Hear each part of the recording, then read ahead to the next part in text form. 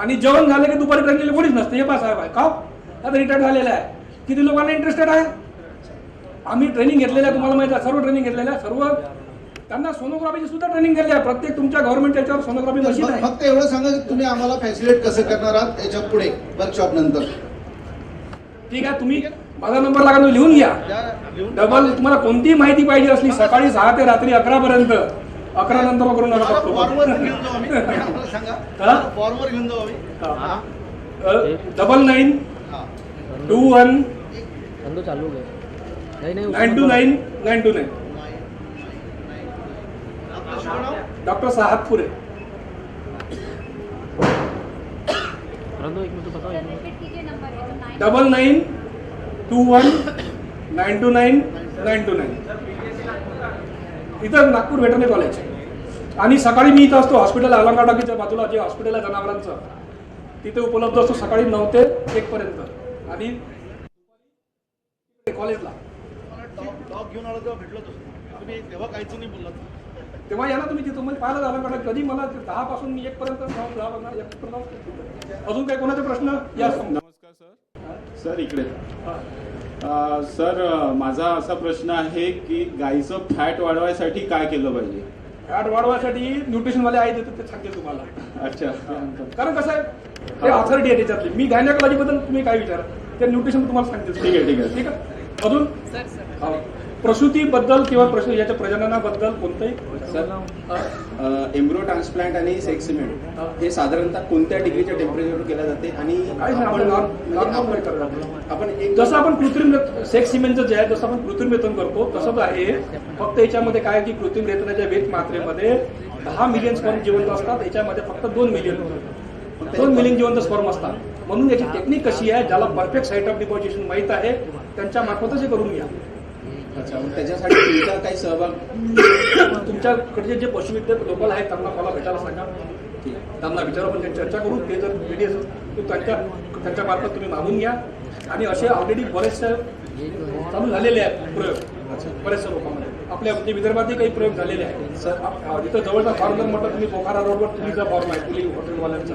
तिथं फक्त सेक्स सिमेंटच वापरला जाते, दुसरं कोणतं सिमेंट वापरलं. सर एक प्रश्न पुन्हा सर जे आपण सेक्स सिमेंटसाठी वापरतो त्याच्यात काही हायब्रिड जे हे म्हणजे मेल ते काय वापरले जातात का. म्हणजे जास्त म्हणजे कसं आहे की जास्त अल्टिमेटली आपल्याला प्रोडक्शन जास्त पाहिजे आहे, मिल्क प्रोडक्शन.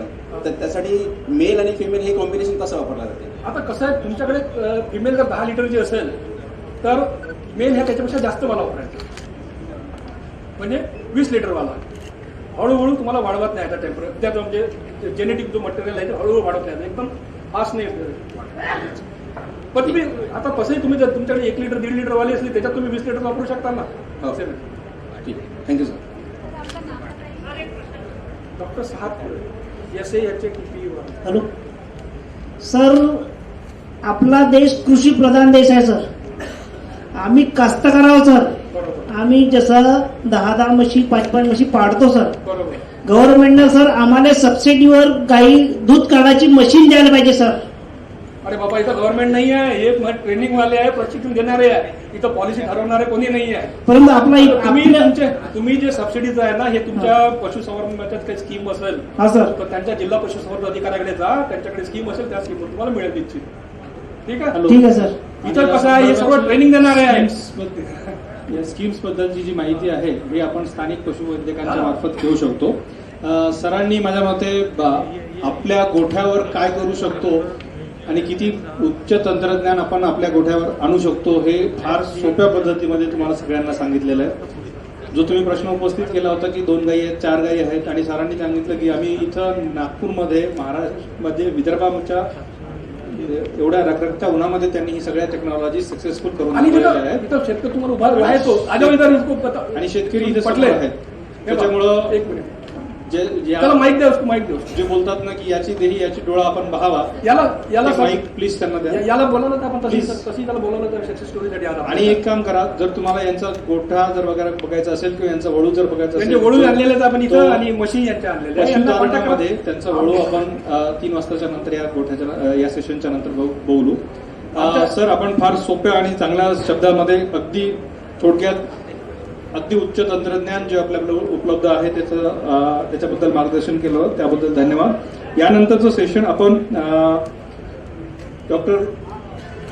डॉक्टर चोपडे सरांना मी विनंती करतो की त्यांनी यानंतरचं सेशन जे आहे हे त्यांनी हँडल करावं. त्यांचा विषय जो आहे तो आहे लहान डेऱ्यांचे व्यवस्थापन. आतापर्यंत आपण जे बोलत होतो की डेअरीज मोठ्या असायला पाहिजेत आणि छोट्या डेअरीजचा कशा पद्धतीचा प्रॉब्लेम येतो, तर लहान डेऱ्यांमध्ये जो कशा पद्धतीने तो सॉल्व्ह करता येऊ शकेल याबद्दल जी काही तुमची शंका असेल कदाचित या सेशन नंतर तुमची क्लिअर होईल. मी विनंती करतो डॉक्टर चोपडे सरांना की त्यांनी हा सेशन सुरू करावा. डॉक्टर सातपुरे यांनी प्रजननाविषयी जे काही अडचणी येतात किंवा जे काही नवीन टेक्नॉलॉजी आहेत, 80% दूध उत्पादन हे लहान शेतकऱ्यांकडून ज्यांच्याकडे 1, 2, 3, 5 असे जनावरं जे पाळतात त्यांच्याकडून जास्तीत जास्त दूध संकलन जमा होते आणि संकलन केले जाते. तर असे जे लहान प्रमाणात दूध उत्पादन करणारे शेतकरी आहेत किंवा पशुपालक आहेत, तर त्यांचा दुग्ध व्यवसाय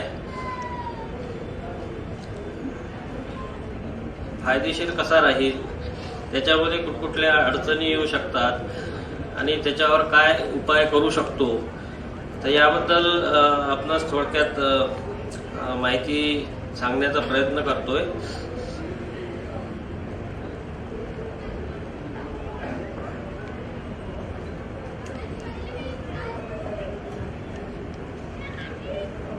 तर ज्यावेळेस आपण दुग्ध व्यवसाय सुरू करायचा असं ठरवतो त्यावेळेस अशा काही गोष्टी असतात, असे काही मुद्दे असतात, त्याकडे आपण लक्ष देणं फार आवश्यक असते.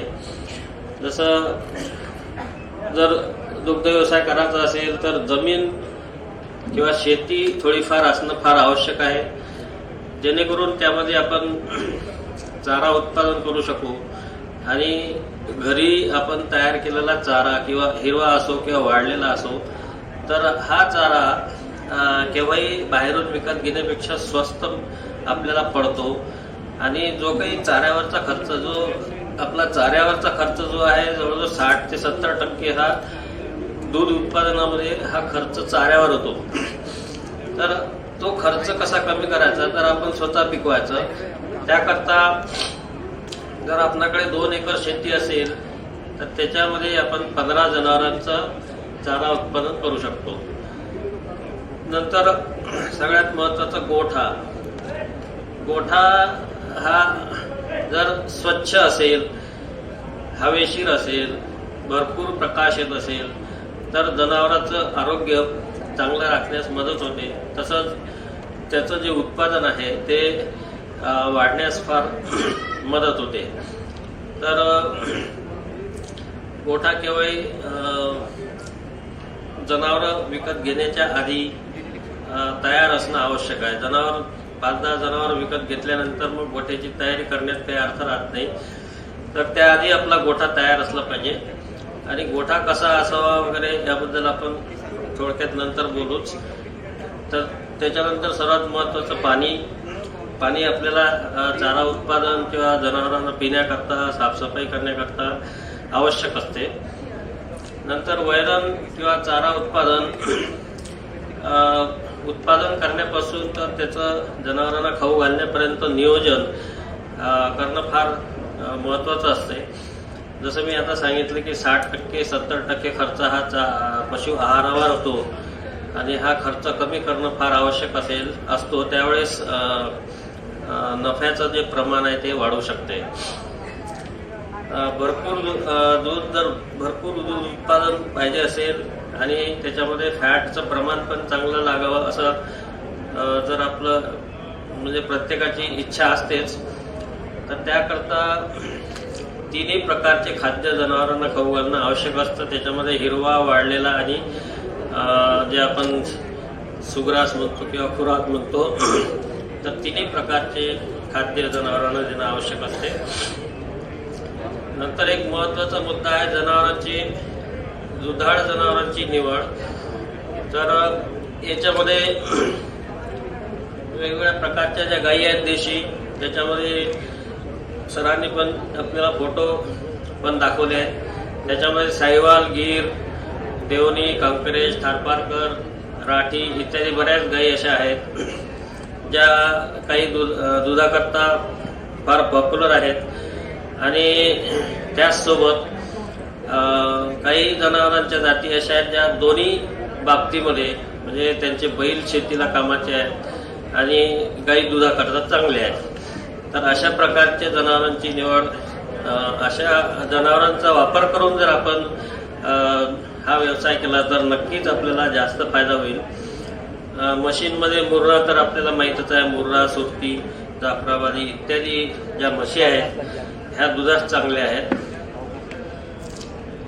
नंतर मजूर सुद्धा हा एक महत्त्वाचा घटक आहे आणि मजूर केव्हाही त्याला जर थोडीफार याच्याविषयी प्रक्षेत्रावरच्या ॲक्टिव्हिटीज किंवा जनावरांच्या संबंधात ॲक्टिव्हिटीज काही माहीत असल्या तर चांगलं होईल.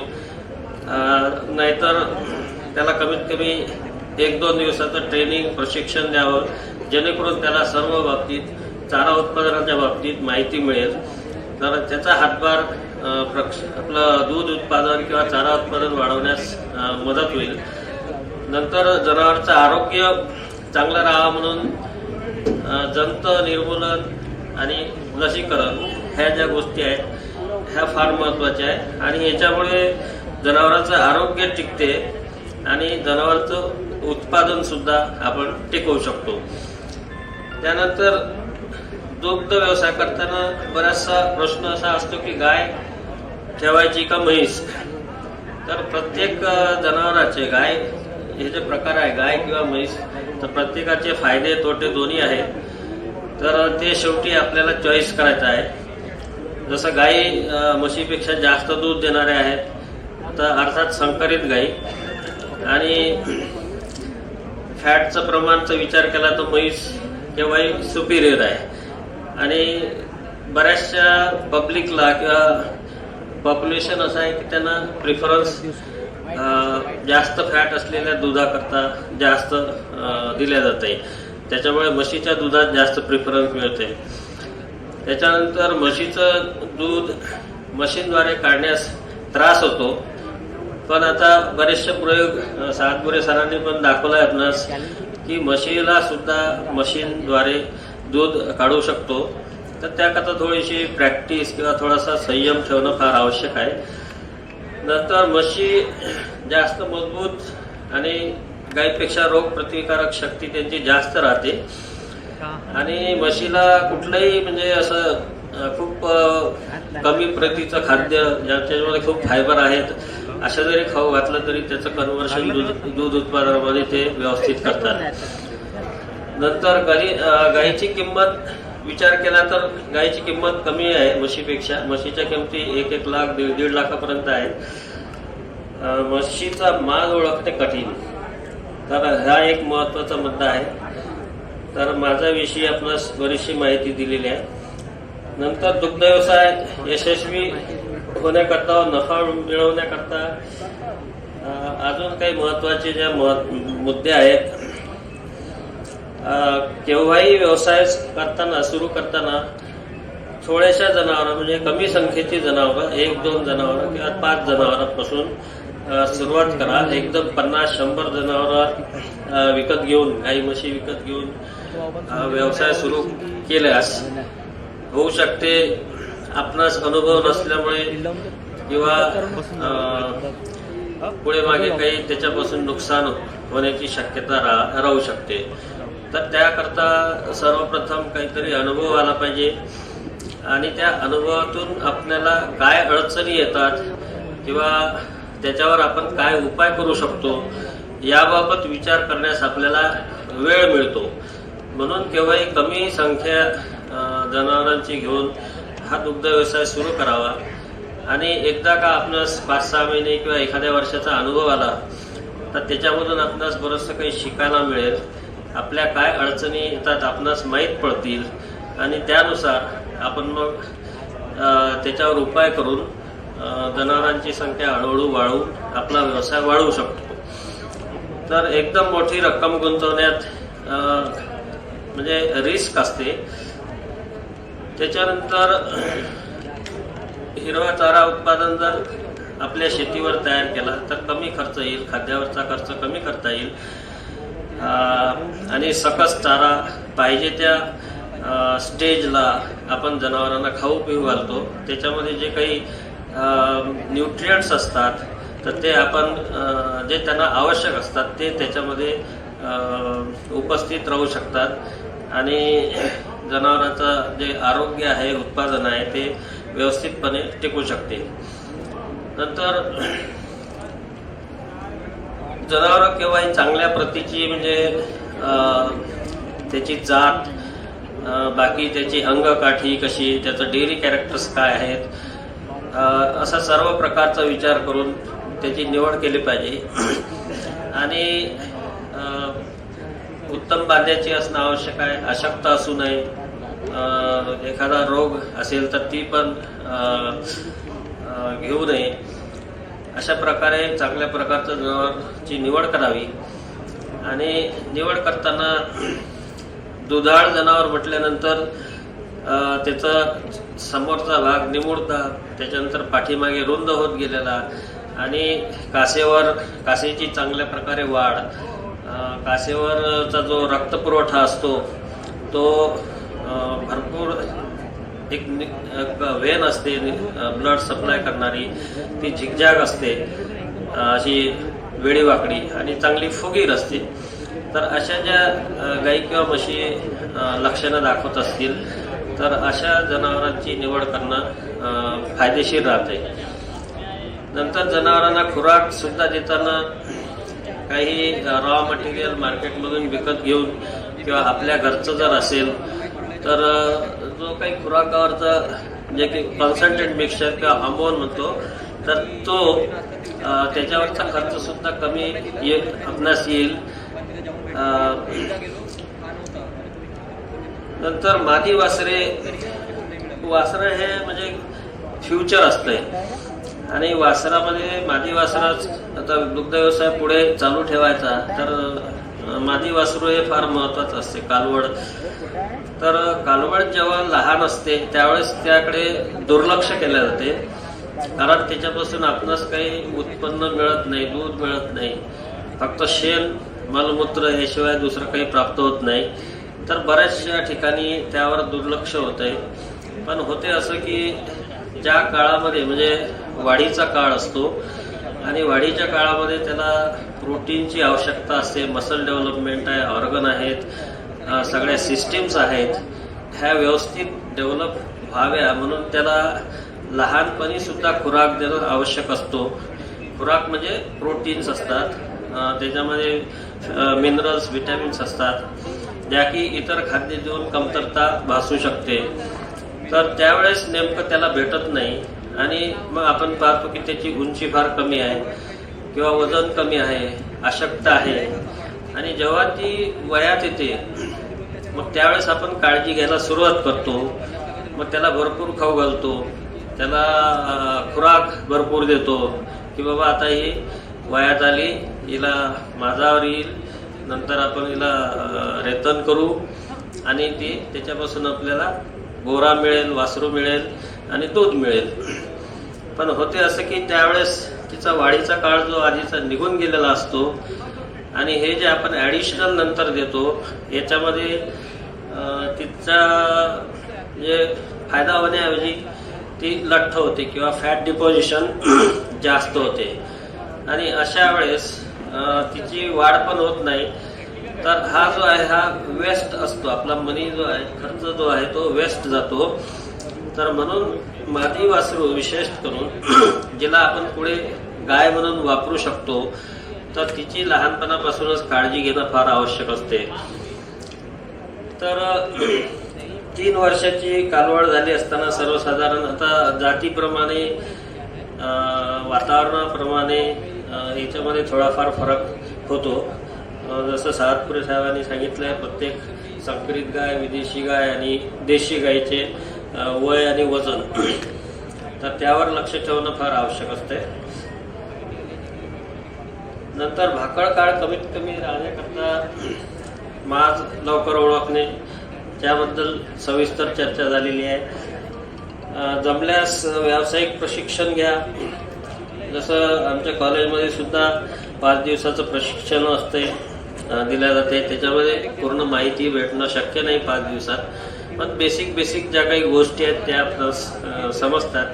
आमचा कॉन्टॅक्ट डेव्हलप होतो आणि तुमची काही शंका असेल तर फोनद्वारे किंवा प्रत्यक्ष भेटून शंका दूर करू शकता. नंतर जवळच्या पशुधन प्रक्षेत्रास भेट द्या. जसे काही उदाहरणं आहेत. पटले साहेबांचं उदाहरण दिलेलं आहे सातपुरे साहेबांनी. तर त्यांनी खरोखरच व्यवस्थित फार्म मेंटेन केलेला आहे आणि त्यांना त्यांच्या फार्मला भेट दिल्यानंतर आपल्या डोक्यामध्ये बरंचसं एक चित्र तयार होत आहे की आपण सुद्धा का करू शकत नाही. तर याच्यामध्ये कठीण काही नाही, पण ते काय करतात किंवा कशी त्यांची मॅनेजमेंट असते ह्याच्याबद्दल जर आपण माहिती घेतली आणि प्रत्यक्ष डोळ्यांनी बघितलं तर आपला कॉन्फिडन्स वाढणार. तर त्यामुळे सुद्धा फायदा होऊ शकतो. मग दुग्ध व्यवसाय संबंधित पुस्तकं आहेत, ऑनलाईन माहिती आहे, व्हिडिओज आहेत. आता या प्रदर्शनातून सुद्धा फायदा मिळतोय. कृषी व सहकारी बँका, नाबार्ड सारख्या बँका यांच्याकडून काही स्कीम आहेत का, सबसिडी मिळते का, लोन मिळते का, ह्याबद्दल सुद्धा चौकशी आधी करून घेतली पाहिजे.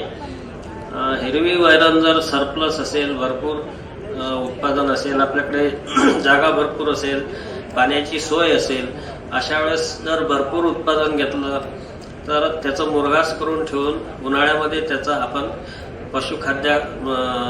पशुला आहार म्हणून चांगला वापर करू शकतो. हिरव्या खाद्यामध्ये किंवा हिरव्या वैरणीमध्ये जे काही न्यूट्रियन्स असतात फायदेशीर, तर तोच फायदा आपण उन्हाळ्यामध्ये त्या जनावरांना देऊ शकतो.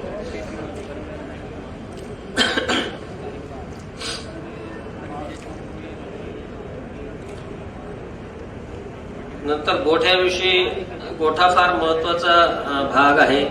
जसं जनावरांची निवड फार महत्त्वाची आहे, त्याचप्रमाणे गोठा आणि खाद्य, पशु आहार, ह्या 3 गोष्टी फार महत्त्वाच्या आहेत. आणि त्याच्यानंतर येतं आरोग्य.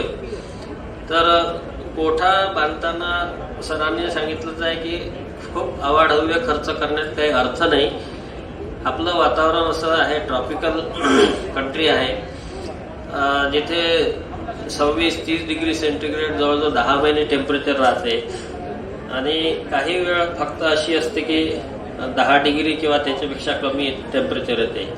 एक नॉर्थ साईड, उत्तर दिशेकडचे काही राज्य सोडले तर बाकी भाग हा ट्रॉपिकल ॲटमॉस्फिअरमध्ये येतो, क्लायमेटमध्ये. त्याच्यामुळे जे खुल्लं जे चित्र दाखवले आहेत फोटोग्राफ्स, तर तशा प्रकारचे गोठे जर जनावरांना आपण बांधले जे की खर्च कमी त्याच्यावर येऊ शकतो, तर अशा गोठ्यांचा वापर करावा. ह्याच्यामध्ये हवा भरपूर, प्रकाश भरपूर आणि जनावरांना आरामदायक वातावरण राहील ह्याची काळजी घेणं फार आवश्यक असते. जनावर आरामात जर वाढत असेल, काही त्याला त्रास नसेल, तर त्याच्या दूध उत्पादनावर काही परिणाम होणार नाही. नक्की फायदाच होईल. बाकी त्यांचं पावसापासून, वाऱ्यांपासून संरक्षण करणे, अतिउष्ण किंवा अति थंड वातावरण असेल तर त्याच्यापासून संरक्षण करणे. जसं खूप थंड असेल, जानेवारीमध्ये, डिसेंबर महिन्यामध्ये टेम्परेचर खूप खाली आलं असेल, तर आपण जसं आपलं संरक्षण करतो आपल्या घरात सगळं बंद ठेवून किंवा पडदे लावून, त्याच प्रकारची व्यवस्था करणे आवश्यक असते. नंतर बांधकाम, गोठ्याचं बांधकाम आणि त्याचं मेंटेनन्स कमीत कमी कसं ठेवता येईल यावर विचार करणं आवश्यक आहे.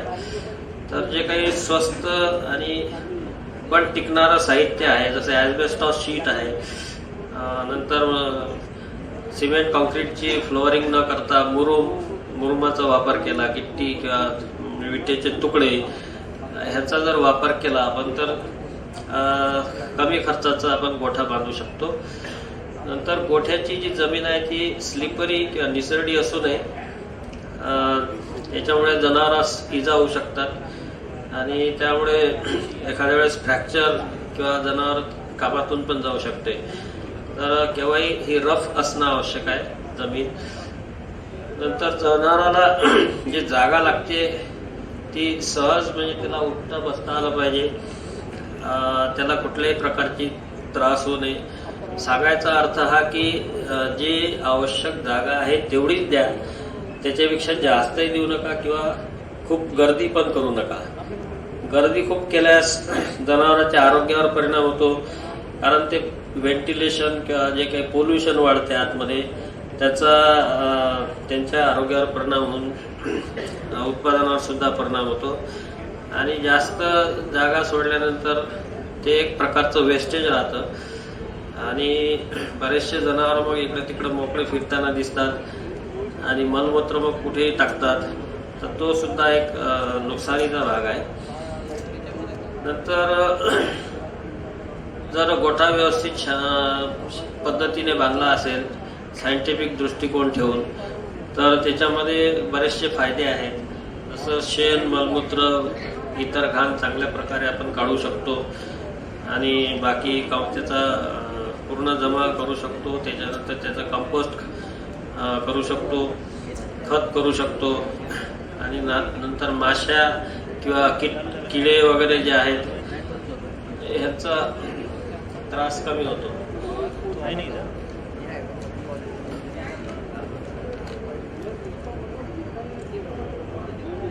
आतून दाखवलेले आहेत फोटोग्राफ्स असे वरून थोडं की आजचं स्ट्रक्चर कसं आहे आतमधलं. तर याच्यामध्ये आपल्याला प्रत्येक जनावराला किती जागा आवश्यक आहे याच्याबद्दल या टेबलमध्ये माहिती दिली आहे. तर वळू असेल तर 12 स्क्वेअर मीटर, तर त्याला कवर्ड एरियामध्ये जागा देणं आवश्यक आहे. आणि ओपन जे भाग असतो मोकळा त्याच्या पाठीमागे त्याला 120 म्हणजे जवळजवळ 10 पटीने ची जागा जी आहे ती मोकळी हवेशीर ओपन पॅडॉक अशी आपण स्क्वेअर मीटरमध्ये देणं आवश्यक असते. वळू केव्हाही ठेवताना एकच ठेवतात, एका ठिकाणी एका शेडमध्ये किंवा एका कंपार्टमेंटमध्ये एक वळू. गाई करता 3.5 स्क्वेअर फीट कवर्ड एरिया आणि 7 ओपन मोकळी जागा. म्हशी असतील तर 4 स्क्वेअर मीटर आणि 8 स्क्वेअर मीटर.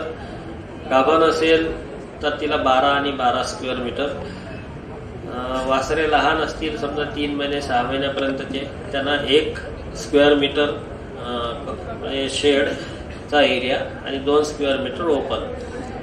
आणि त्याच्यापेक्षा मोठे वासरं असतील 6 महिन्यापेक्षा वर तर त्यांना डबल जागेचं प्रोव्हिजन करावं लागेल. तर अशा प्रकारे हे एक सर्वसाधारण स्टँडर्ड दिलेलं आहे आणि ह्याच्यामध्ये +10 एवढा स्कोप आपण ठेवू शकतो. पण त्यापेक्षा जास्त जर गर्दी केली तर त्याच्यापासून अपाय होईल. नंतर त्याचप्रमाणे फिडिंग आणि खाद्याकरता जागा आणि पाण्याकरता जागा, पाण्याची जागा. तर याच्यामध्ये सुद्धा या टेबलमध्ये आपण दिलेलं आहे 60 ते 75 सेंटीमीटर एका जनावराकरता त्याला खाद्य किंवा खाऊ घालण्याकरता जागा आवश्यक आहे. जेवढे आपल्याकडे संख्या आहे जनावरांची त्या प्रमाणात आपण कॅल्क्युलेशन करून त्यांना देऊ शकतो. लहान वासरांना 40 ते 50 सेंटीमीटर आणि पाण्याकरता 100 जनावरांना 6000 ते 7500 सेंटीमीटर एवढी लेंथ मेंजरची म्हणजे गव्हाणीची असावी आणि वासरांकरता कमी. हे काही वेगवेगळ्या प्रकारचे शेड आहेत, वेगवेगळ्या प्रकारचे रूफ्स आहेत. त्याच्यामध्ये वेगवेगळ्या रूफ्स आणि ते फायदे आणि तोटे आहेत. हे आपण नेहमी खेड्यामध्ये जे पाहतो शेतकऱ्यांकडे अशा प्रकारचं पहिलं वरचं जे आहे चित्र आपल्यास पाहण्यास मिळते. गावात जे काही उपलब्ध तुराट्या असतील, बराट्या असतील त्याचा रूप म्हणून वापर केला जाते. तर याचे फायदे असे की याच्यामुळे जनावरं बरेचसे कम्फर्टेबल राहतात. कुठल्याही सीझनमध्ये त्यांना त्रास होत नाही. परंतु तोटे असे की ते पावसाळ्यामध्ये लिकेज, आग लागण्याची शक्यता, अशा प्रकारे तोटे पण आहेत. दुसरं शीट जे आहे ॲस्बेस्टॉस शीट वापर करून शेड बनवलेलं आहे. तर सगळ्यात चांगलं ॲस्बेस्टॉस शीट आहे. बरेचसे वर्ष टिकते आणि स्वस्त पण राहते. टीन शेडपेक्षा ॲस्बेस्टॉस शीट कम्फर्टेबल राहतात. दुसरं कौलारू पण म्हणजे टाईल्स पण वापरू शकतो कौल. तर कौलारूमध्ये सुद्धा वातावरण कम्फर्टेबल राहते, पण त्याच्यामध्ये सुद्धा लिकेजचे प्रॉब्लेम्स येऊ शकतात.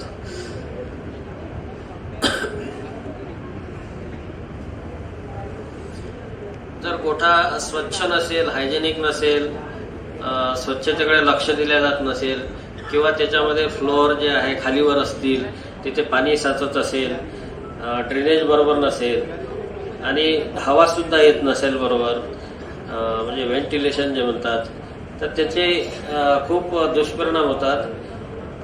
जनावरं घाणेरडे होतात आणि त्याच्यामुळे त्यांच्या आरोग्यावर परिणाम होतो आणि आपल्याकडे बरेचसे प्रॉब्लेम सुरू होतात त्यांच्या आरोग्याबद्दल.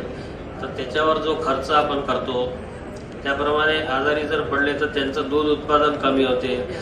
तर हा एक आपल्याला नुकसानदायक असा प्रकार आहे.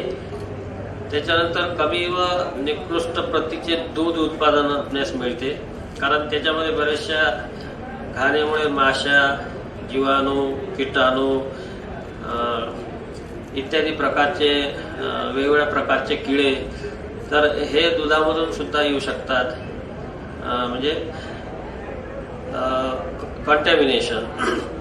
तर त्याच्यामुळे दुधाची जी क्वालिटी आहे ती कमी होते आणि दुधाला वास पण येऊ शकतो.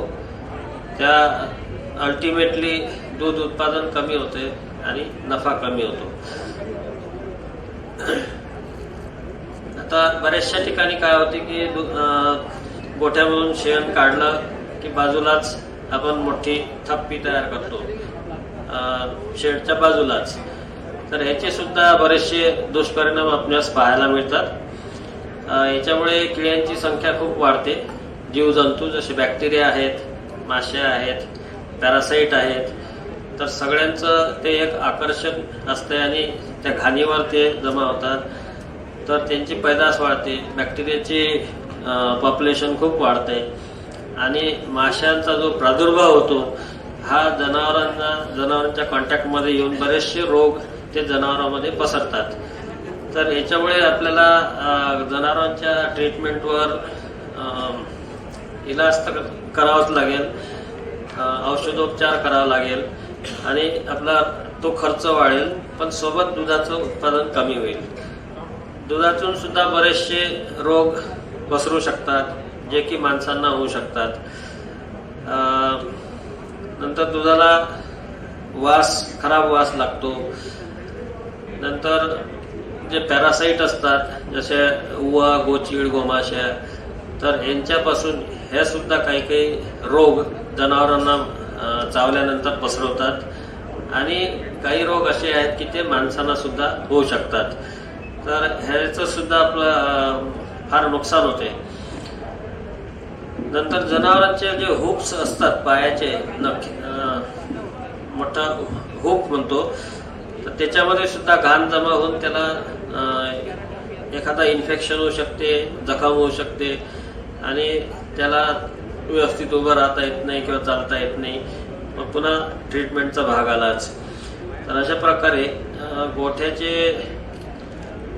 सगळ्यात महत्त्वाचं स्वच्छ, हवेशीर, कमी खर्चाचा गोठा ठेवणं फार आवश्यक आहे आणि त्याची स्वच्छता नेहमी मेंटेन करणं आवश्यक आहे. दुसरा महत्त्वाचा भाग आहे पशु आहार. जसं आपणास पशु आहाराबद्दल किंवा वैरणीबद्दल डॉक्टर माहिती देतीलच, पण तरी थोडक्यात पशु आहाराचं महत्त्व दूध उत्पादनामध्ये किती आहे याबद्दल थोडीशी माहिती देतोय. तर आहार चांगला असेल म्हणजे माझं तर असं निरीक्षण आहे की जर खाद्य व्यवस्थित असेल म्हणजे जेवढी आवश्यकता आहे तेवढं आणि आहाराची क्वालिटी म्हणजे सकस आहार असेल, त्याला आपण बॅलन्स डाएट म्हणतो बऱ्याच वेळा, ज्याच्यामध्ये सगळ्या प्रकारचे घटक उपलब्ध असतात. तर असा जर आहार असेल तर आपले जे 50% प्रॉब्लेम्स आहेत जनावरांविषयी, आरोग्याविषयी, उत्पादनाविषयी, ते 50% प्रॉब्लेम्स कमी होतात. फक्त त्याचं खाद्य नियमित देणे, जेवढी आवश्यकता आहे तेवढं देणे आणि बॅलन्स डाएट म्हणजे सगळ्या प्रकारचे खाद्य किंवा सगळ्या प्रकारचे घटक त्याला खाऊ घालणे हे महत्त्वाचं आहे. निकृष्ट व आवश्यकतेपेक्षा कमी जर आहार असेल तर त्याचे दुष्परिणाम असे होतात की जनावरं अशक्त होऊन आजारी होतात, दूध उत्पादन कमी होतो आणि त्या गाभण राहत नाहीत. त्यामुळे जनावरांना खालील प्रकारचे जसे कार्बोहायड्रेट आहे, फॅट आहे, तर हे जे आहेत घटक हे ह्याच्यामधून त्यांना जनावरांना आपण एनर्जी देतोय, ज्यामुळे पूर्ण शरीर क्रिया किंवा मेंटेनन्स आहे, पोषण आहे जनावरांचं याच्यामुळे होतंय. प्रथिनं म्हणजे प्रोटीन्स जनावरांना दिल्यानंतर जनावरांचं मांस म्हणजे मसल डेव्हलपमेंट, ऑर्गन डेव्हलपमेंट ह्याचं कार्य व्यवस्थित चालते. आणि तसंच मिनरल मिक्सचर जे असतं, मिनरल्स म्हणजे खनिज आणि जीवनसत्वे हे सुद्धा महत्त्वाचे असतात.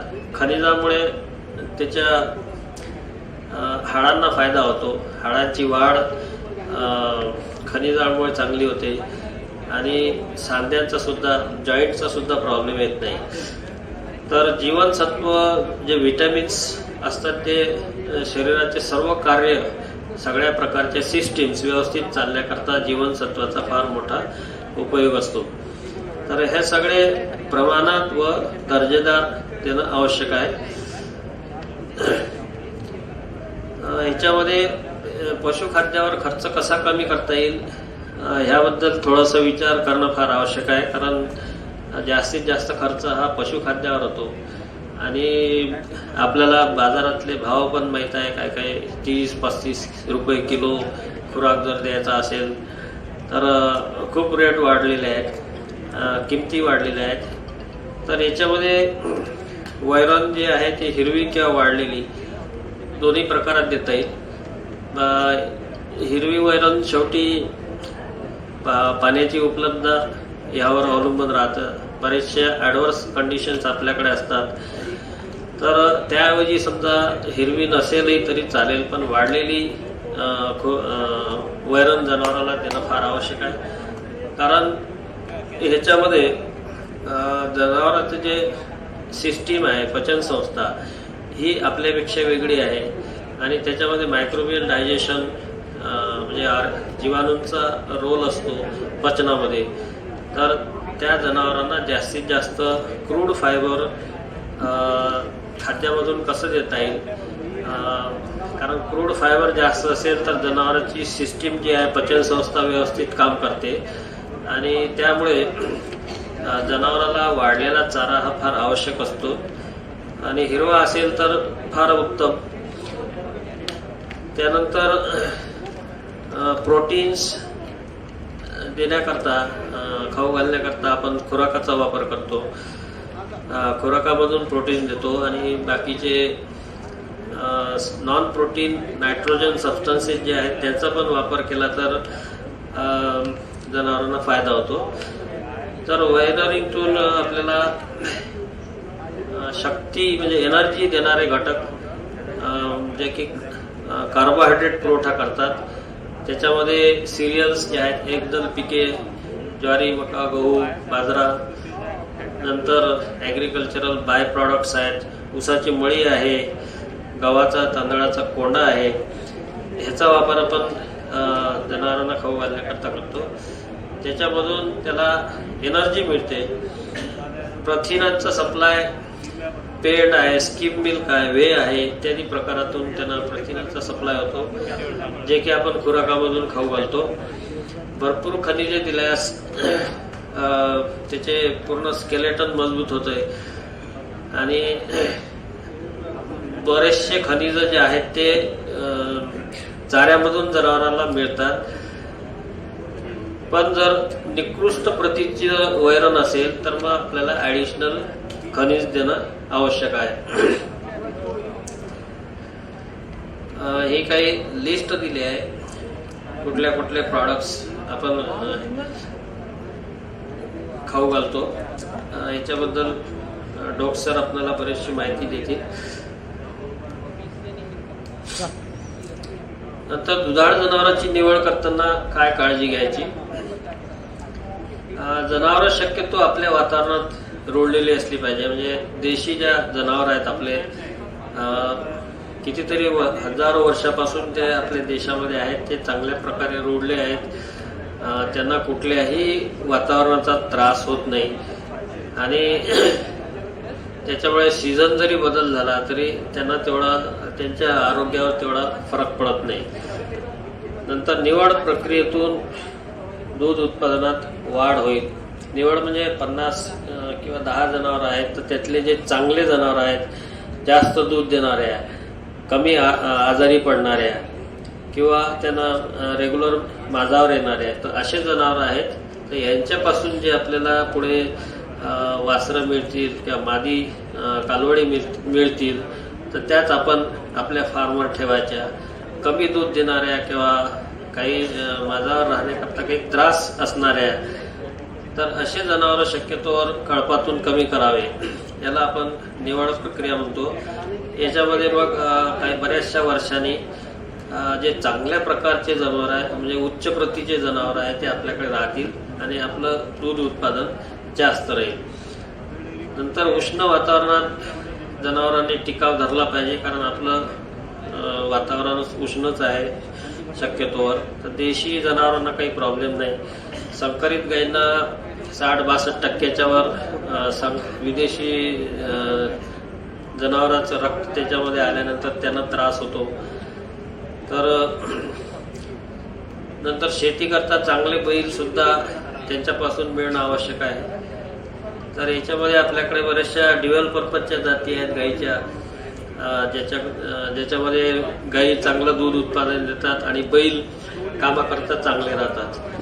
तर असे जनावरांची निवड केली तर आपल्याला दोन्ही कामाकरता वापर करता येईल. ज्यांना कमी आहाराची आवश्यकता आहे, जसे लहान साईजची असेल बॉडी साईज तर त्याला खाद्य कमी लागते, गाईला कमी लागते, म्हशीला जास्त लागते.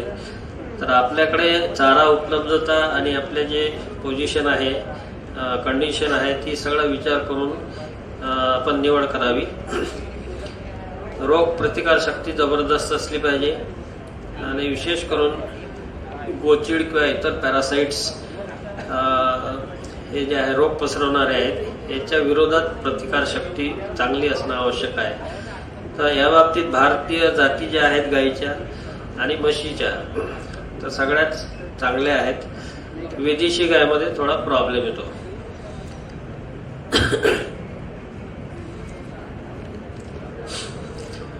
याच्यामध्ये वासराचं व्यवस्थापन करताना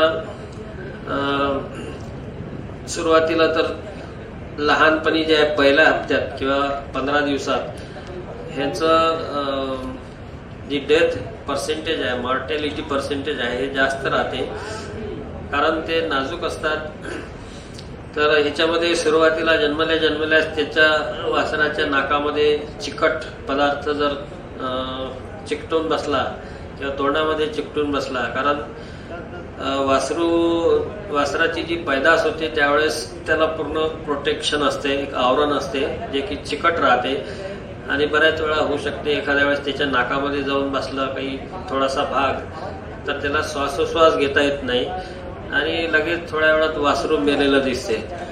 तर ते तसं होऊ नये म्हणून त्याच्या अंगावरचं जे काही चिकट आधी आपण नाक आणि तोंड तपासलं पाहिजे आणि त्याच्या नाकामध्ये किंवा तोंडामध्ये काही असेल थोडाफार भाग चिकट पदार्थाचा, तर तो काढून टाकणं फार आवश्यक आहे, जेणेकरून त्याला श्वासोश्वास घ्यायला त्रास होणार नाही.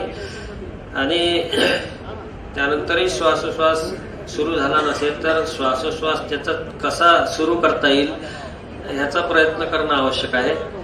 अशा वेळेस त्याला मागचे पाय धरून जर उलटा लटकवला, थोडेसे झटके दिले, तर एखाद्या वेळेस काही अटकून बसलं असेल श्वासोश्वासाच्या सिस्टीममध्ये तर ते निघून जाईल. किंवा त्याला फुफ्फुसाचे हालचाल कार्य करणं सुरुवात होईल. बऱ्याचशा वेळा एखाद्या गवताची काडी त्याच्या नाकामध्ये जर टाकलं तर शिंक येते आणि त्याच्यामुळे सुद्धा त्याला फायदा होतो श्वासोश्वासाचा. बऱ्याच वेळा आपण जसं माणसांना थोडं छातीवर दाबतो आणि प्रेस करतो आणि रिलीज करतो, तर हळू याच्यामध्ये ती पण पद्धत करू शकतो. नंतर नाळ जी लटकलेली असते, ज्याच्यामधून गाईच्या पोटामध्ये असताना त्याला न्यूट्रिएंट दिले जातात, तर ती जन्मानंतर कामाची नसते. तर ती नाळ जर आपण व्यवस्थित कापली नाही किंवा ती जर लोंबत राहिली आणि जमिनीला टेकली, तर ते त्याच्यामधून त्याला जे बारीक छिद्र असतात जे डोळ्यांनी दिसत नाहीत, तर त्यामधून जे मायक्रो ऑर्गॅनिझम्स आतमध्ये जातात बेबीच्या ठिकाणी आणि तिथे इन्फेक्शन तयार होते. बऱ्याच वेळा पस तयार होतो, पण ते खालच्या भागाला असल्यामुळे आपल्या ऑब्झर्वेशनमध्ये येत नाही आणि त्याची ट्रीटमेंट न करताच वासराचा मृत्यू होऊ शकतो.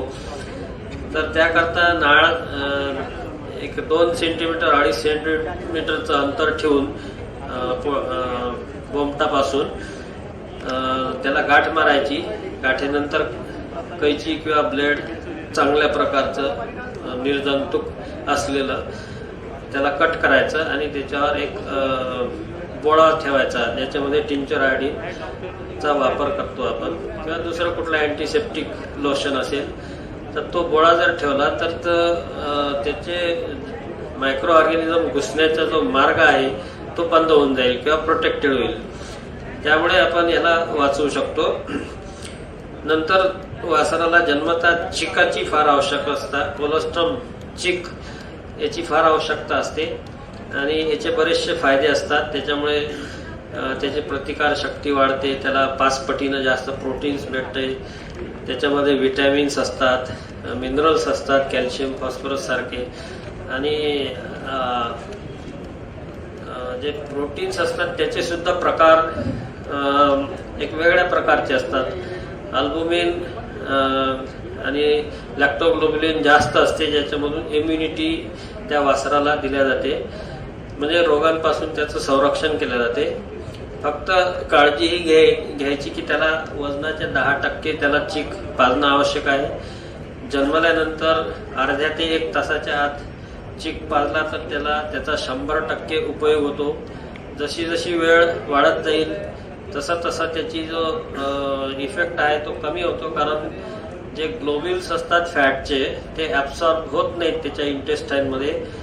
त्याच्या इंटेस्टाईनला सुरुवातीला पूर्ण 100% कोलेस्ट्रॉल ॲब्सॉर्ब केलं जाते, पण त्याच्यानंतर ते जे छिद्र असतात ते कमी कमी होत जातात आणि त्याच्यानंतर ही ॲब्सॉर्ब करण्याची क्षमता जी आहे ती कमी होते. त्याच्यामुळे आपण नंतर किती चीक त्याला पाजला तरी पाहिजे तेवढा उपयोग होत नाही. म्हणून जन्मल्यानंतर 1 ते 2 तास खूप झालं, जास्तीत जास्त 1 तासाच्या आत त्याला जर पाजला तर त्याचा 100% त्याला फायदा होतो. नंतर गाईपासून दूध तोडणे म्हणजे दूध पाजणं बंद करणे. आता याच्यामध्ये बऱ्याचशा सिस्टीम्स आहेत. कोणी लगेच दूध पाजायचं बंद करते, कोणी 3 दिवसांनी करते, कोणी 3 महिने पाजते. तर हे बरंचसं तर जात कुठली आहे, गाय आहे का म्हैस आहे याच्यावर अवलंबून राहते.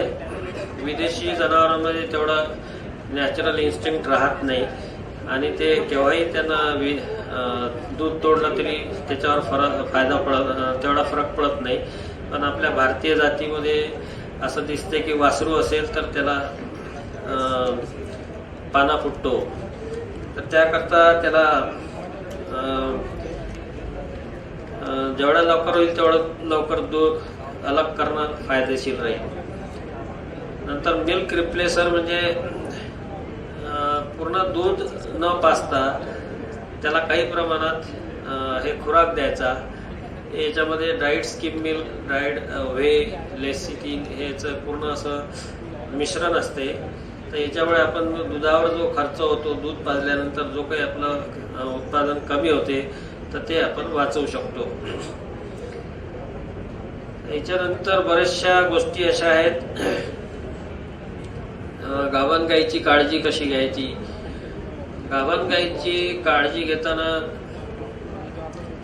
एकूण कार्यकाळ जो गाभणपणाचा काळ जो आहे तो 9 महिन्याचा असतो, 280 दिवस. तर याच्यामध्ये सुरुवातीचे 3 महिने, नंतर मधातले 6 महिने, 3 महिने आणि शेवटचे 3 महिने असे 3 टप्पे असतात. तर शेवटच्या 3 महिन्यामध्ये ज्याला आपण ॲडव्हान्स प्रेग्नन्सी म्हणतो, त्याच्यामध्ये वासराची वाढ खूप झपाट्याने होते. म्हणजे सगळ्याच प्रकारचे त्याचे ऑर्गन्स म्हणा, स्केलेटन म्हणा. तर ह्याच्याकरता त्यावेळेस त्या जनावराला जास्तीचा खुराक देणं फार आवश्यक असते. जे आपण रोज देतो त्या व्यतिरिक्त त्याला ॲडिशनल अर्धा किलो म्हणा, 1 किलो म्हणा खुराक वाढवून देणं फार आवश्यक असते. त्यामुळे वासराची वाढ व्यवस्थित होते. गाय पुन्हा विल्यानंतर पुन्हा लवकर माझावर येते आणि तिचं जे दूध उत्पादन आहे ते कंटिन्युअस चालू राहते. अशा बऱ्याचशा गोष्टी आहेत. आता काही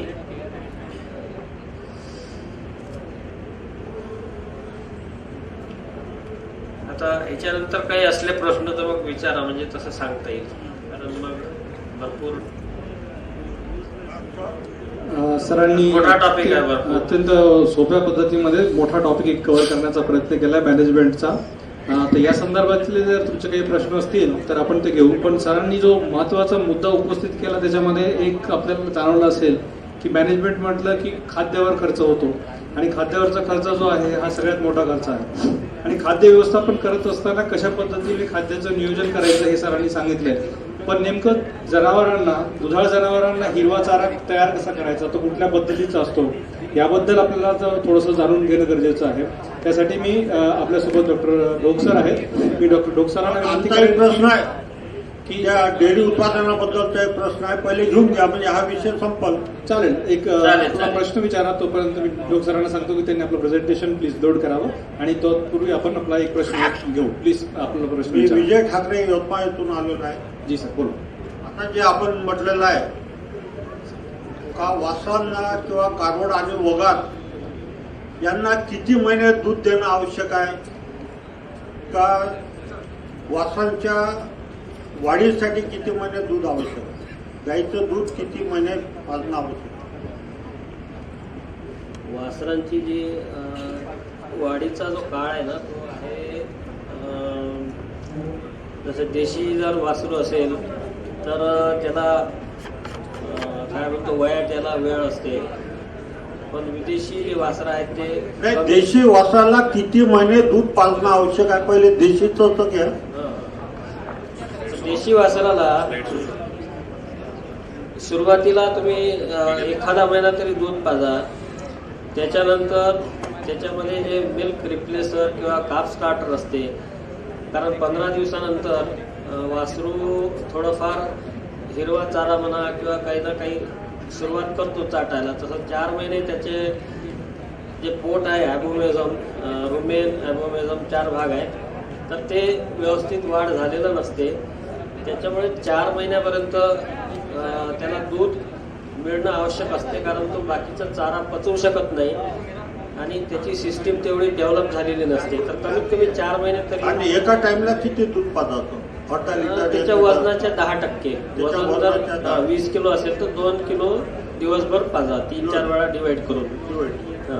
आणि तुम्ही जे म्हटलं गाभण गाई किंवा म्हशीला शेवटच्या 3 महिन्याच्या काळात एका वेगळा आहार द्यायचा, तो कोणता आहार द्यायचा वेगळा म्हणजे कॉन्सन्ट्रेट द्यायचा, कारण त्या वेळेस वासराची वाढ झालेली असते आणि भरपूर जागा ते व्यापते गर्भाशयात आणि पोटामुळे.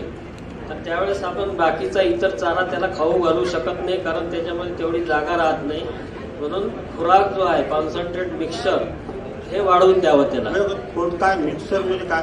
ठेवायचे सर याबद्दल आहे ना आपण आता जो नाही नाही नाही कार्यक्रम तसं येणार आहे, नसते. या दिवशी मी खूप प्रदर्शन अटेंड केले. एक विषय कम्प्लीट होऊ द्या मग तुमचा घ्या ना. सर आपल्याकडे वक्ते जे आहेत, तर तो आहे आणि आपण नंतर तुम्ही थांबून राहा, प्लॅनरी सेशन होईल. हे सगळे वक्ते आपल्या प्रत्येक प्रश्नांची उत्तरं दिल्याशिवाय जाणार नाही आणि खाद्याचा जो आहे तो आपण विषय सॉल्व्ह करू. सर प्लीज आपण या. तत्पूर्वी मी विनंती करतो डॉक्टर सातपुरे सरांना आणि डॉक्टर चोपडे सरांना थोडंसं अर्जंट काम असल्यामुळं ते काही वेळासाठी ॲग्रोव्हिजनच्या कार्यालयामध्ये जाऊन परत